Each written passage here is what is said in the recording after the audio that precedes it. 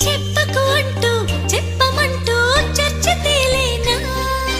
తప్పనుకుంటూ తప్పదంటూ తర్కమాగేనా సంగతి చూస్తూ జాలి వేస్తూ కదలలేకున్నా తేలని గుట్టు తేనె పట్టు కదపలేకున్నా ఉనికి